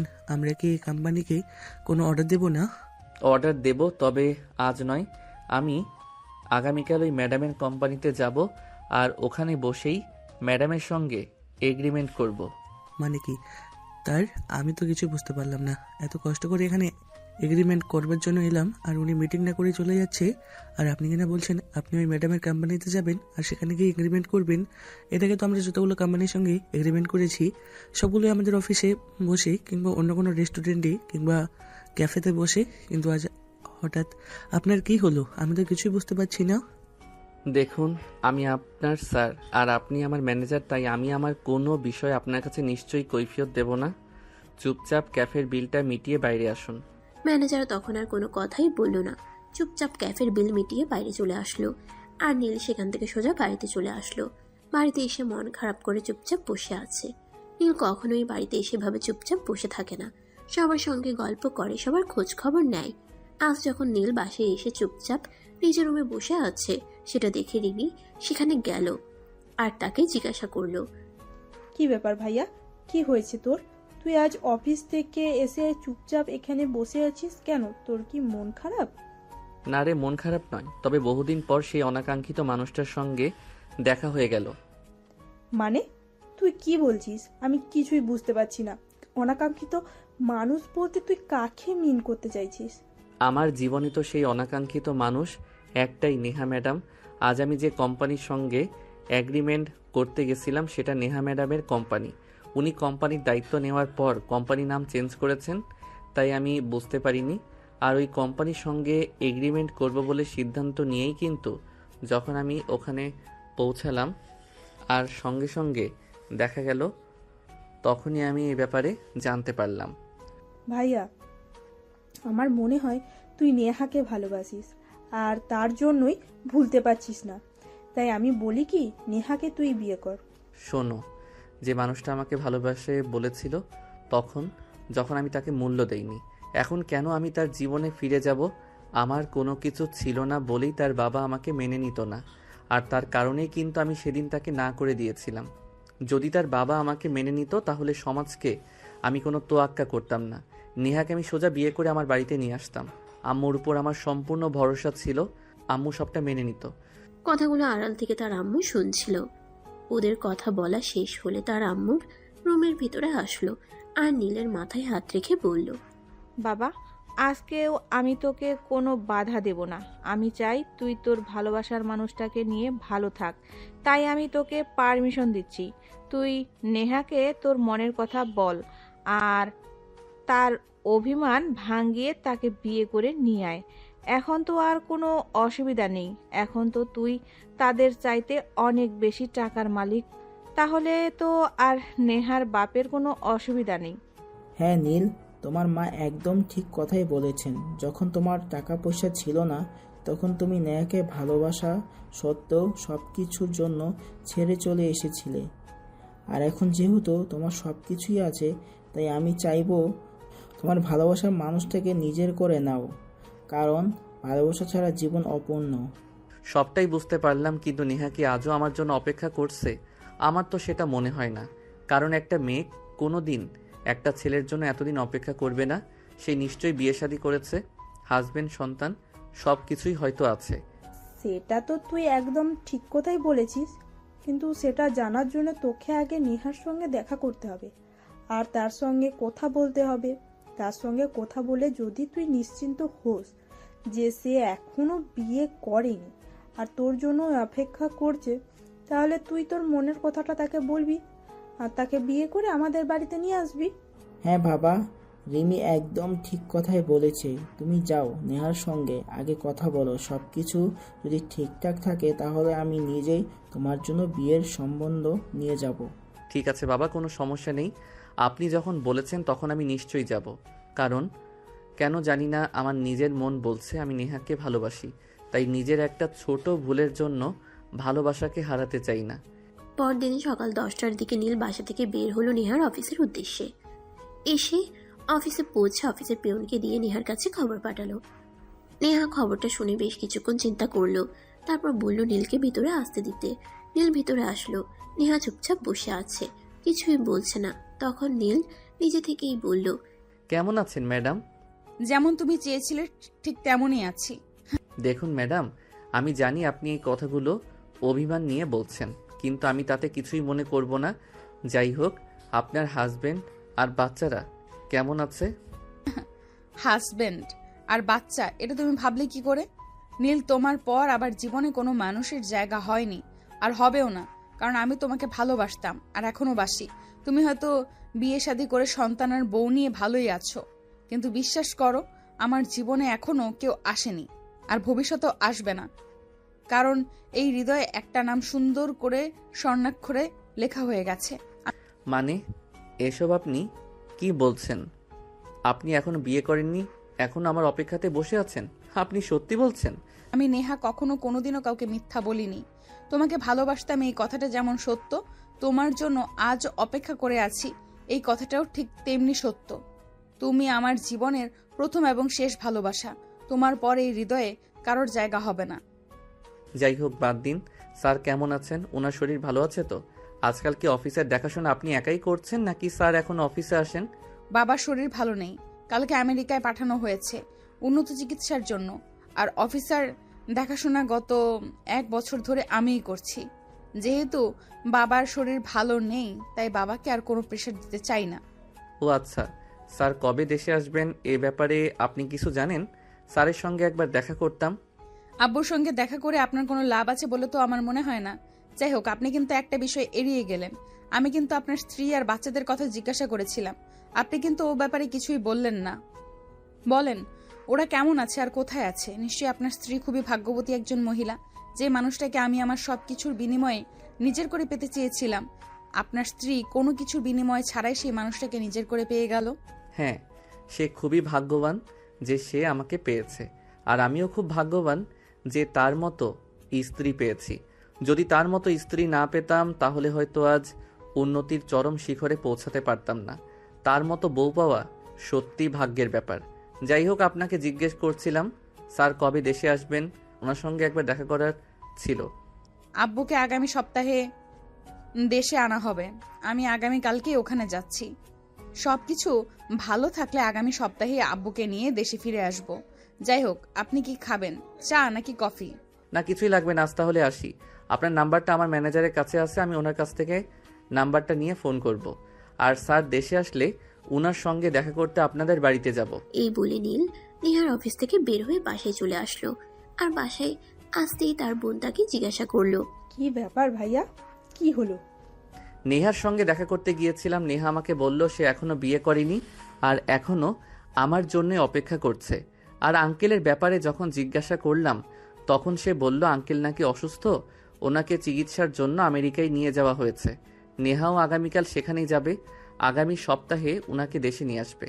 আর আমি ওকে বলে এসেছি আঙ্কেলকে দেশে নিয়ে আসলে আমি ওদের বাসায় যাব আঙ্কেলের সঙ্গে দেখা করার জন্য। দেখলি তো, আমার কথাই তো ঠিক হলো।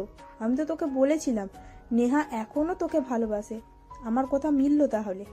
হ্যাঁ, তুই একদম ঠিক কথাই বলেছিস, কিন্তু এখন কথা হলো আমি যদি এখন নেহার সামনে নিজের ভালোবাসার দাবি নিয়ে দাঁড়াই, তাহলে কি নেহা আমাকে মেনে নিবে? এই বিষয়টাই তো আমি ভেবে পাচ্ছি না। এত চিন্তা করার কোনো কারণ নেই, কারণ আমি জানি যে মানুষটা তোকে নিজের করে পাওয়ার জন্য এত কিছু করতে চেয়েছিল। আর সেই মানুষটাকেই তুই তাকে পাত্তা না দেওয়ার পরেও এতটা বছর ধরে তোর জন্য অপেক্ষা করে আছে, তাহলে নিশ্চয়ই তোকে পাওয়ার আগ্রহ তোর চাইতে তার অনেকটা বেশি। এরপর দেখতে দেখতে 1 সপ্তাহ সময় চলে গেল। নীল তার ম্যানেজারের কাছ থেকে নেহার নাম্বার নিয়ে নেহাকে ফোন করে জানতে পারলো সে তার বাবাকে নিয়ে দেশে এসেছে। তাই নীল তার পরিবার নিয়ে নেহার বাবার সঙ্গে দেখা করতে গেল। আসসালামু আলাইকুম স্যার, কেমন আছেন আপনি? আপনার শরীরের এখন কি অবস্থা? ওয়ালাইকুম আসসালাম। এই তো আলহামদুলিল্লাহ, আল্লাহর রহমতে এখন আগের চাইতে অনেকটা ভালো আছি। বাবা, তুমি হঠাৎ এতদিন পর কি মনে করে? নেহার কাছে আমি তোমার কথা শুনেছি। নীল গ্রুপ অফ ইন্ডাস্ট্রিজের একমাত্র মালিক তুমি। আল্লাহ কখন কাকে কোথায় নিয়ে যান সেটা কেউ বলতে পারে না। সেদিন তোমার কিছুই ছিল না বলে আমি আমার মেয়েটাকে তোমার হাতে তুলে দিতে ভরসা পাইনি, কিন্তু দেখো তোমাকে পাওয়ার জন্য আমার মেয়েটা এখনো সেই একাই বসে আছে, নিজের জীবনের সঙ্গে অন্য কাউকে জড়ায়নি। আমরা অনেক চেষ্টা করেছি তাকে বিয়ে দেওয়ার জন্য, কিন্তু সে কোনোভাবেই রাজি হয়নি। সে শুধুমাত্র তোমাকে ভালোবাসে, তাই অন্য কাউকে ভালোবাসতে পারবে না। সেটা আমরা জানি, তাই আপনার সঙ্গে কথা বলতে এসেছি। আমরা নীল আর নেহার 4 হাত এক করতে চাই। সেটা তো সম্ভব নয় আন্টি। আপনার ছেলের বউ বাচ্চা আছে, আমি কেন সতীনের সংসার করতে যাব? যে মানুষটাকে ভালোবেসে আমি আমার করে পেতে পারিনি, সেই মানুষটা অন্য একজনের হয়ে গেছে। এখন আমি তাকে তার কাছ থেকে কেড়ে আনবো, এটা আমার পক্ষে সম্ভব নয় আন্টি।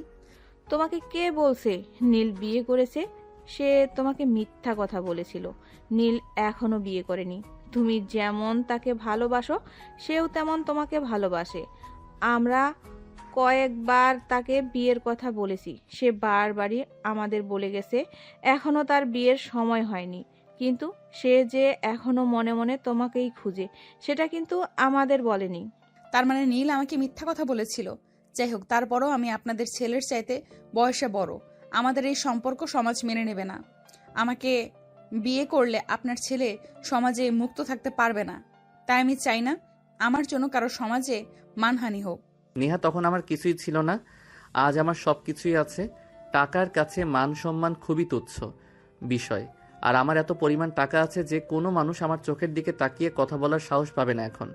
সেটা আমি খুব ভালো করেই জানি, কারণ তোমার যদি এত টাকা পয়সা না থাকতো তাহলে তুমি নীল গ্রুপ অফ ইন্ডাস্ট্রিজের একটা কোম্পানির মালিক হতে পারতে না। কিন্তু তারপরও আমার মনে হয় তোমার আমাকে বিয়ে করাটা ঠিক নয়। আমি তোমার বয়সে বড়। আমরা এখন তোমরা বিয়ে কবে করবে সেটাই শুনতে চাই। অনেক শুনেছি তোমাদের এসব ইয়ার্কি ফাজলানোর কথাবার্তা। এখন তোমরা বিয়েটা করে নাও, তারপর সিরিয়াল কিন্তু আমাকেও বিয়েটা করার সুযোগ তো দাও। ওরে ফাজিল, তোর যখন এতই বিয়ে করার ইচ্ছে তাহলে তুই বিয়ে করছিস না কেন? আমরা তো সেই কবে থেকেই বলছি তোকে বিয়ে দেওয়ার জন্য, কিন্তু তুই তো বলছিস এখন তোর পড়াশোনা করার সময়, তুই এখন বিয়ে করবি না। আরে ভাইয়া, নিজের বিয়ের কথা কি আর সরাসরি বলা যায় নাকি? যাই হোক, এখন আগে তোমার বিয়েটা করো, তারপর না হয় আমার বিয়ে নিয়ে চিন্তা করা যাবে। তাই নাকি নন্দিনী? তাহলে আছে নাকি কেউ ভালোবাসার মানুষ? বলে দাও আমাদেরকে, তাহলে তো আমাদের কোনো পরিশ্রম করতে হবে না, অযথাই কষ্ট করে ছেলে খুঁজতে হবে না। আরে ভাবি, আমি এমনিতেই ইয়ার্কি করছিলাম। প্রেমটা এমন সব যে কোনোদিন আমাকে দিয়ে হয়নি আর হবেও না। তোমরা আগে বিয়েটা করে নাও, তারপর দেখে শুনে একটা ছেলে দেখে আমাকেও বিয়েটা দিয়ে দিও, তাহলেই হবে। ব্যাস, আর কিচ্ছু চাই না আমার। যাই হোক, হয়েছে, এবার তোমাদের কথাবার্তা বন্ধ করো। তা বিয়ান সাহেবা, আপনার পুত্রবধূকে কবে নিজের ঘরে তুলে নিতে চান সেটাই বলেন। আমিও চিন্তামুক্ত হলাম। এমনিতে আমার শরীরের অবস্থা খুব একটা ভালো নয়। মেয়েটাকে নিয়ে যত চিন্তা ছিল, এখন যেহেতু মেয়েটা নিজের ভালোবাসার মানুষকে নিজের করে পেতে চলেছে, তাহলে তো আমার আর চিন্তা করার কোনো কারণই থাকে না। হ্যাঁ, আপনি একদম ঠিক কথাই বলেছেন। আপনাকে কেন চিন্তা করতে হবে? নেহার জন্য তো আমরা রয়েইছি। আপনার যদি কোনো আপত্তি না থাকে তো আগামী শুক্রবারই আমরা এই শুভ কাজটা সেরে ফেলতে চাই। হ্যাঁ বিআই সাহেব, ভাবি একদম ঠিক কথাই বলেছেন। আমরা আগামী শুক্রবারেই নেহা মামুনিকে আমাদের বাড়িতে নিয়ে যেতে চাই। আচ্ছা ঠিক আছে, আপনারা যা বলবেন এ ব্যাপারে আমার কোনো অমত নেই। অতপর এই খুশির খবরে সবাই মিষ্টিমুখ করলো। আর কথাবার্তা শেষ হলে নীল তার পরিবার নিয়ে বাড়িতে চলে আসলো। এদিকে সেদিন রাতেই নেহা নীলকে ফোন করে আর বলে, যদি আমাকে ভালোই বাসো তাহলে সেদিন মেনে নাওনি কেন আমাকে? সেদিন তো আর আমি তোমার যোগ্য ছিলাম না। আমি তোমাদের অফিসে সামান্য একজন এমপ্লয়ি ছিলাম। তোমার বাবা যেমন আমাদের সম্পর্ক মেনে নিত না, তেমনি বাহিরের মানুষ যেন আমাদের সম্পর্ক মেনে নিত না। সবাই বলতো আমি টাকা পয়সার লোভে পড়ে তোমাকে বিয়ে করেছি। কিন্তু এখন তো তোমাদের চাইতে আলহামদুলিল্লাহ আমার অনেক বেশি টাকা পয়সা আর সম্পত্তি আছে। এখন তো আর কেউ আমাকে এটা বলতে পারবে না যে আমি টাকা পয়সার জন্য তোমাকে বিয়ে করেছি, তাই না? হ্যাঁ, সবই বুঝতে পেরেছি। জানো এই দিনগুলো আমার কতটা কষ্টে কেটেছে। আমি তো তোমাকে ভালোবাসতাম। প্রত্যেকটা সেকেন্ড, প্রত্যেকটা মিনিট আমি তোমার জন্য অপেক্ষা করতাম কখন একবার তোমার সঙ্গে দেখা হবে। জানো তুমি আমাদের অফিস থেকে চলে যাওয়ার পর তোমাকে আমি কত খুঁজেছি, কিন্তু কোথাও খুঁজে পাইনি। অফিস থেকে তোমার ঠিকানা নিয়ে আমি তোমার বাড়িতে পর্যন্ত গিয়েছিলাম, কিন্তু সেখানে গিয়ে জানতে পারলাম তোমরা সেখান থেকে চলে গিয়েছো। আমি একদম ভেঙে পড়েছিলাম, কিন্তু তারপর ভাবছিলাম পৃথিবীটা গোল, আজ না হোক কাল তোমার সঙ্গে আমার দেখা হবে। আর সেটাই হলো। আজ ভাগ্যের পরিহাসে তোমার সঙ্গে দেখাটা হয়েই গেল। হ্যাঁ, আল্লাহ পাক রাব্বুল আলামিন উত্তম পরিকল্পনাকারী। উনি ঠিক করে রেখেছেন আমাদের কার সঙ্গে কি হবে। তাই তো আজ তোমার সঙ্গে আমার দেখা হয়েছে। যাই হোক, অবশেষে আমরা দুজন দুজনকে পেতে চলেছি, এটাই আমাদের দুজনের জন্য যথেষ্ট। অতপর দুজন কথা বলা শেষ করে ঘুমিয়ে পড়ল। এদিকে দেখতে দেখতে তো 1 সপ্তাহ সময় কেটে গেল। তাদের বিয়ের কাজও সুসম্পন্ন হলো। নীল আর নেহা দুজনেই বিয়ে করে সুখে শান্তিতে সংসার করতে। আর এদিকে দেখতে দেখতে 2টা বছর কেটে গেল। নীল আর নেহার ঘর আলো করে একটা কন্যা সন্তানের জন্ম হয়েছে। নীল ভালোবেসে তার মেয়ের নাম রেখেছে নিশু। নিশু এখন একটু একটু হাঁটতে শিখেছে আর কথাও বলতে শিখেছে। সে আব্বু আর আম্মু বলতে পারে। নেহা এখন অফিস সামলায় না, এখন তার বাচ্চাকে সামলাতেই ব্যস্ত। নীল তার অফিস সামলায় আর নেহার অফিস তার কর্মচারীরা সামলায়। আর কোনো প্রয়োজন হলে সেটাকে নীল সমাধান করে। তাই কাজ নিয়ে নীলকে খুবই ব্যস্ত থাকতে হয়। তারপরও নীল সবসময় নেহাকে বলে, তোমাকে কোনো কাজ করতে হবে না, অফিসের সব কাজ আমি একাই সামলাতে পারবো। তুমি শুধু আমার রাজকন্যাটাকে দেখে রাখো, ব্যাস এইটুকুই চাওয়া তোমার কাছে। কিন্তু দুইটা অফিস একা সামলাতে তোমার অনেক কষ্ট হচ্ছে।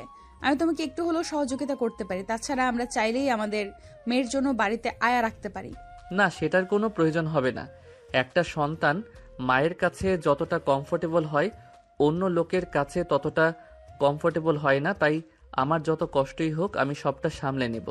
কিন্তু তোমাকে আমার মেয়েকে সামলাতে হবে।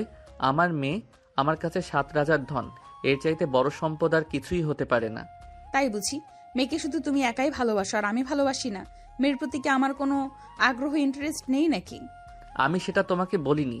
মেয়েকে আমি যতটা ভালোবাসি ঠিক ততটা তুমিও ভালোবাসো, কিন্তু তারপর আমি তো বাবা, আর মেয়েদের প্রতি বাবার একটু ভালোবাসা বেশিই থাকে। হয়েছে হয়েছে, শাক দিয়ে আর মাছ ঢাকতে হবে না। আমি খুব ভালো করেই বুঝি তুমি কি বলো আমাকে। আরে বাবা, লক্ষ্মী বউটা আমার রাগ করে কেন?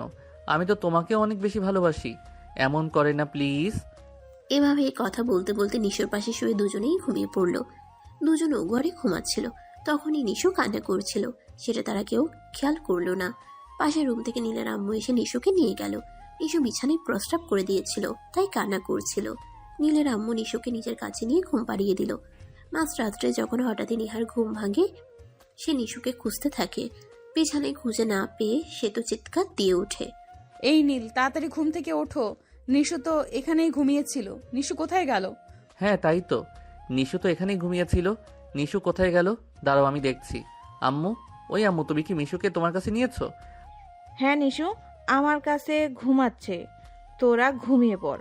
তোরা দুজনই ঘুমাচ্ছিলি আর নিশু বিছানায় প্রস্রাব করে দিয়ে কান্না করছিল, তাই আমি তোদেরকে আর ডাক না দিয়ে নিশুকে আমার কাছে নিয়ে এসেছি। আরে বাবা, তুমি নিশুকে তোমার কাছে নিয়ে গেছো ভালো কথা, কিন্তু একবার আমাদের বলতে তো পারতে, তাহলে তো আর এভাবে আমাদের চিন্তা করতে হতো না। উফ আল্লাহ, এরকম কেউ করে? আমার তো আত্মা একদম মরে যাওয়ার মতো অবস্থা ছিল। আমি তো ভেবেছিলাম মনে হয় আমাদের মেয়েকে কেউ তুলে নিয়ে গেছে। যাই হোক, নিশুকে নিয়ে গেছো ভালোই হয়েছে। এবার আমি আমার বউটাকে একটু মন ভরে আদর করতে পারবো। মেয়েটা পাশে ঘুমিয়ে থাকলে তো সব সময় শুধু অজুহাত দেখি। চলো, এখন আর কোনো অজুহাত দেখানো চলবে না। ধুর, সব সময় ফাজলামও ভালো লাগে না।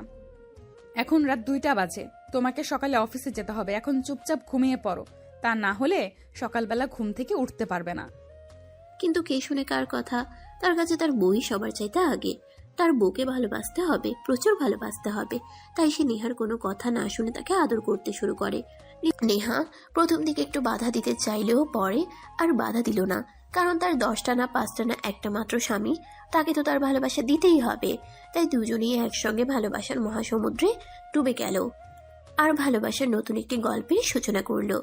যাই হোক ভিউয়ার্স, গল্পটি আপনাদের কাছে কেমন লেগেছে কমেন্টে জানাতে ভুলবেন না।